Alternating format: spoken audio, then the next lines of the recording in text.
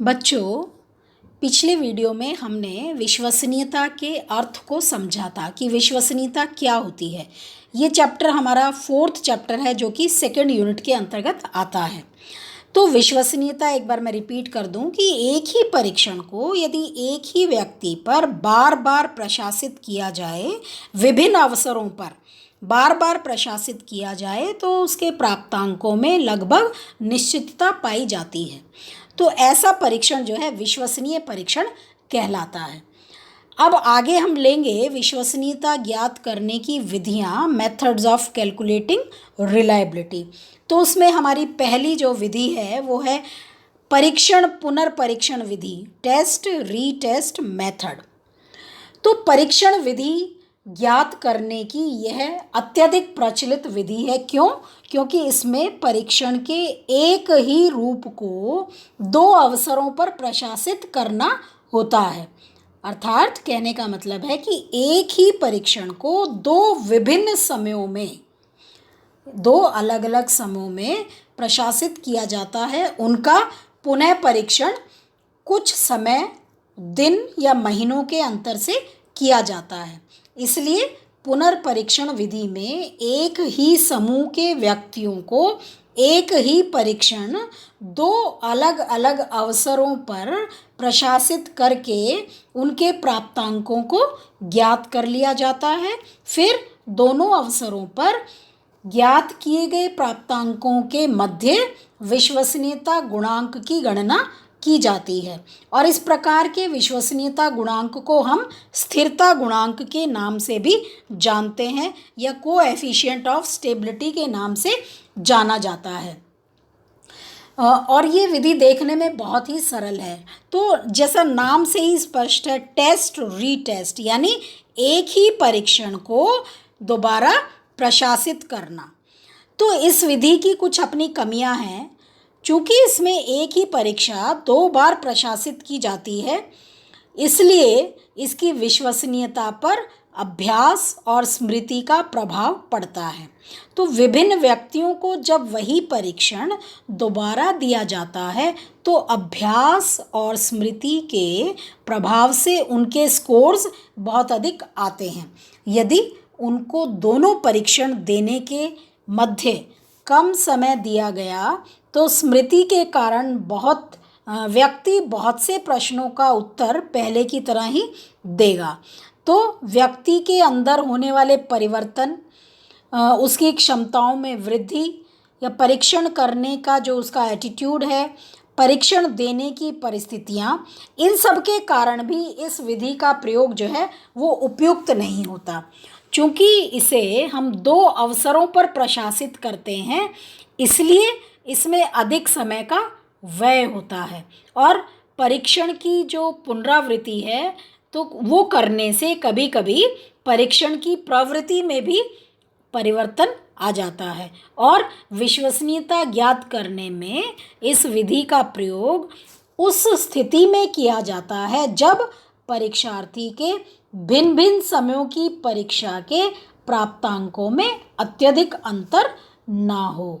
तो इस विधि के द्वारा हम व्यक्तित्व परीक्षणों तथा एटीट्यूड जो स्केल्स हैं उनकी विश्वसनीयता को हम उपयुक्त प्रकार से बहुत अच्छे ढंग से हम प्राप्त नहीं कर सकते, क्योंकि व्यक्तित्व के जो गुण हैं या जो हमारा एटीट्यूड है या जो हमारा इंटरेस्ट या रुचि है वो स्थायी नहीं होती और परिवर्तनशील होती है। तो चूँकि इसमें एक ही परीक्षा को दोबारा किया जाता है तो इसलिए उसके व्यक्तित्व परीक्षणों में या एटीट्यूड परीक्षणों में या हम रुचि परीक्षणों में इस प्रकार की जो परीक्षण पुनर्परीक्षण जो विश्वसनीयता है इसको हम प्राप्त नहीं कर सकते। क्यों? क्योंकि हमारा व्यक्तित्व जो है वो परिवर्तनशील है, हमारा एटीट्यूड भी परिवर्तनशील है और हमारी रुचियां भी परिवर्तित होती रहती हैं। तो इससे प्राप्तांकों पर असर पड़ता है।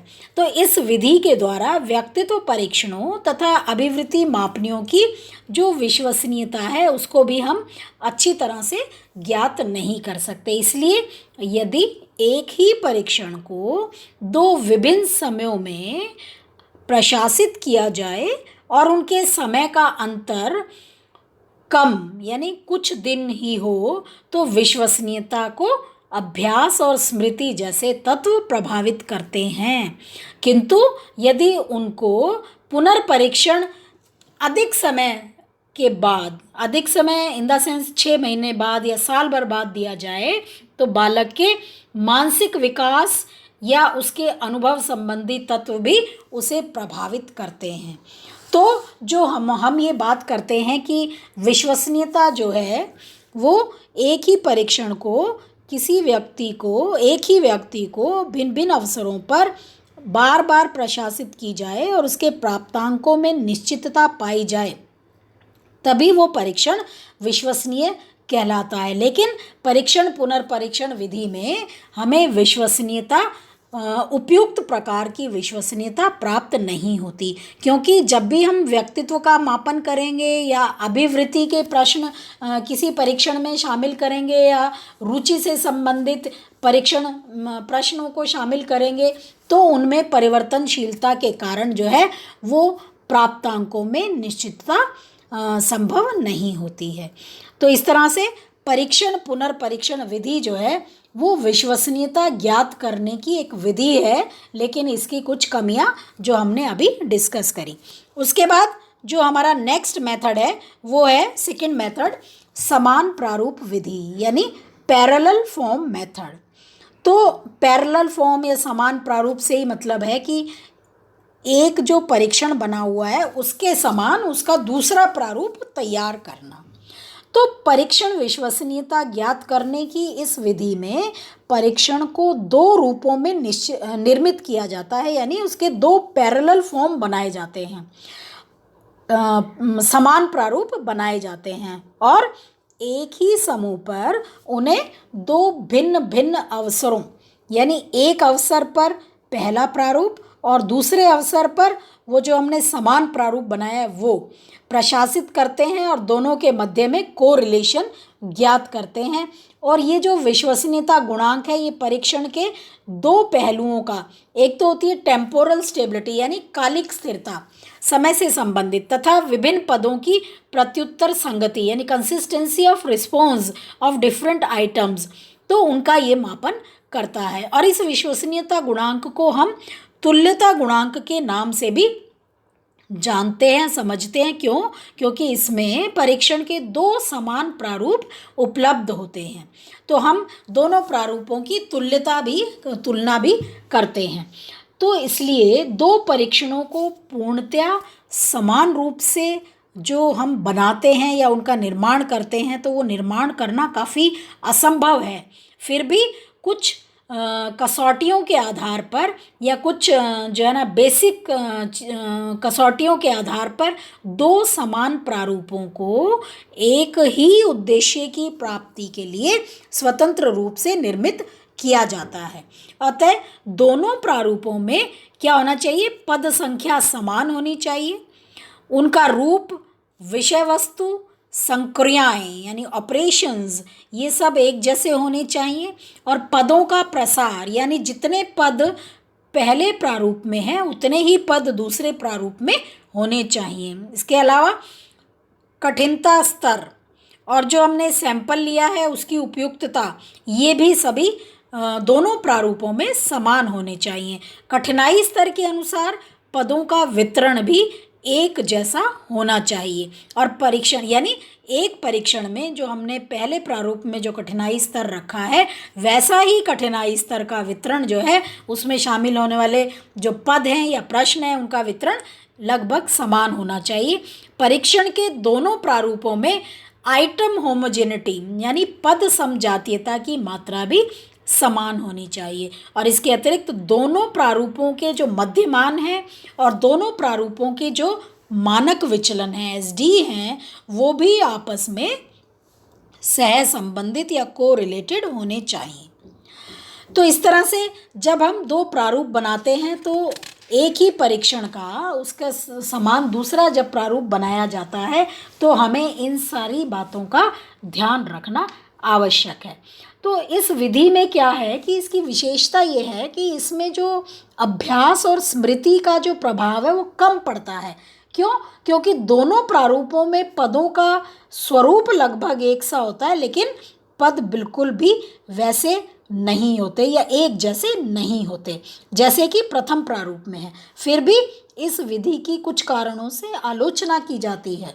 ये परीक्षण जो है, यह परीक्षण के दूसरे समानांतर प्रारूप की रचना और मानकीकरण की समस्या को जन्म देती है। पहला जो इसकी आलोचना है वो ये कहती है कि जो हम दूसरा प्रारूप बनाते हैं तो दूसरा प्रारूप बनाने में और उसका मानकीकरण करने में काफ़ी समस्या आती है, जो एक जटिल और बहुत ही मितव्ययी प्रक्रिया है, बहुत अधिक खर्चीली प्रक्रिया है।